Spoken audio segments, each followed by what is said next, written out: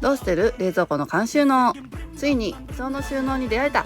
私はお金をかけずにお家をきれいにしたい3人の子供のママ。うちの冷蔵庫一段全部お酒の缶。これを取り出しやすい収納に変えたくて、テムのコロコロストッカーとかダイソーの缶ホルダーを試してみたんだけど、幅が合わなかったりまさかの高さが合わなくて諦めていたら、ついにシンデレラフィットの収納方法を見つけた。しかもコストゼロ。見た目は悪いけどたっぷり12本入ってめちゃくちゃ便利。